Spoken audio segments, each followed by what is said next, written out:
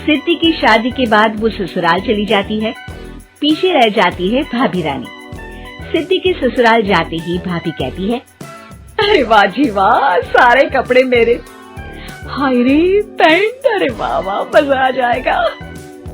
अरे ये सिद्धि की अलमारी के सामने खड़े होकर क्या बड़बड़ा रही है? जाकर देख मेहमानों को विदाई की मिठाई मिली कि नहीं। अब हाँ माँ जी, क्यों नहीं, लेकिन पहले कपड़े तो बदल लूं। अब रानी आ जाती है सिद्धि के उन कपड़ों में जो वो ससुराल जाने से पहले घर छोड़ जाती है। अरे रानी, कुछ दिन रुक जाती। अरे ये तो सिद्धि बिटिया को मैंने ही दिया था, बड़ा ही फबता था उस पर, तुझ पर तो कुछ खास नहीं लग रहा। अब वो ना मेरे सारे कपड़े गीले थे तो सोचा पहन लूं। वैसे भी सिद्धि को कौन सा दिन पुराने आउटडेटेड कपड़ों को पहनना है। वैसे भी ये सूट तो मैंने तभी पहना था, वैसे खास है भी नहीं ये। हाँ ठीक है, लेकिन ना मेरी सिद्धि पर तो जमता था।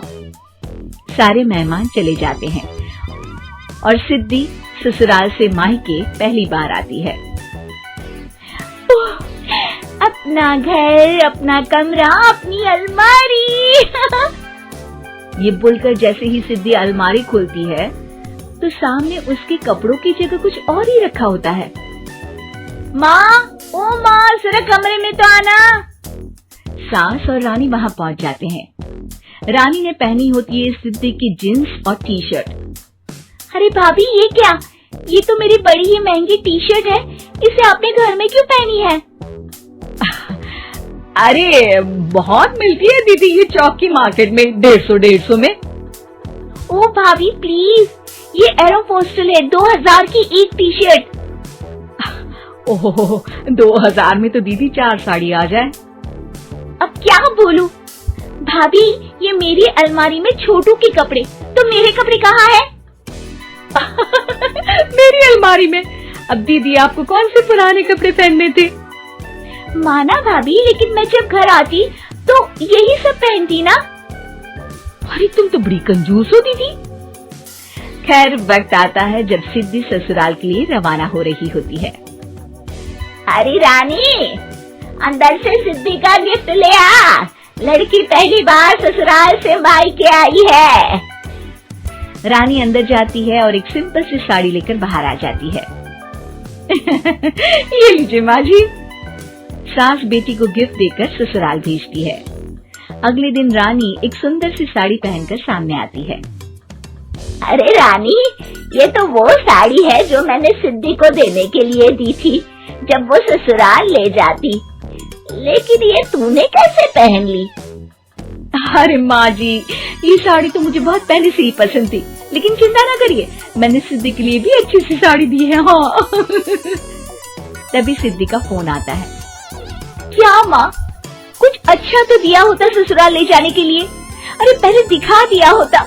यूँ चमकते हुए पैकेट में नौकरानी वाली साड़ी मत दिया करो माँ। अरे बेटे, वो तेरी भाभी ने ना गलती से उससे पैकेट बदल गया। हाँ, मैं कल ही तेरे भाई के हाथ से तेरा वाला पैकेट भेज दूंगी। अरे रहने दो माँ, आई एम श्योर भाभी ने अभी वही साड़ी पहनी होगी जो तुमने मेरे लिए रखी थी। तुम तो समझ नहीं पाई उनको।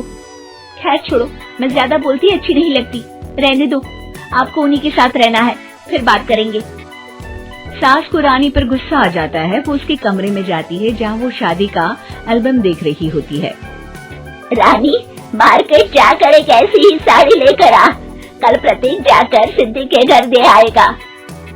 अरे क्यों माँ जी, कितनी साड़ी देनी है दीदी को? यहाँ कोई सेल लगी है क्या? अरे चुप कर, मेरे बेटी के हिस्से की साड़ी खुद पहन ली, अब ज्यादा ज्ञान बांट रही है। एक दिन सिद्धि का फोन आता है। माँ, मेरी सास ने आप सबको खाने पर बुलाया है। सारे लोग सिद्धि के ससुराल पहुँचते हैं।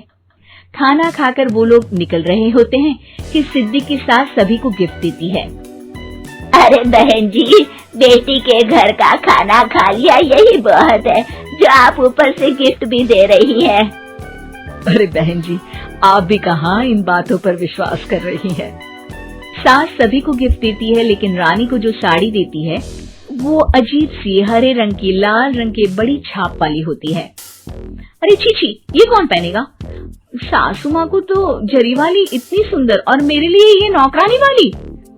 अरे भाभी, दरअसल मैं जब भी घर आती थी आप वापसी में ऐसी ही साड़ी देती थी ना, तो माँ ने सोचा कि आपको आपकी पसंद की ही साड़ी क्यों ना दी जाए। बेचारी रानी, बोलती भी तो क्या। सिद्धि और सास रानी का चेहरा देखकर हंसने लगती है, तो रानी समझ जाती है कि अपने ही बिछाए जाल में वो फंस चुकी है।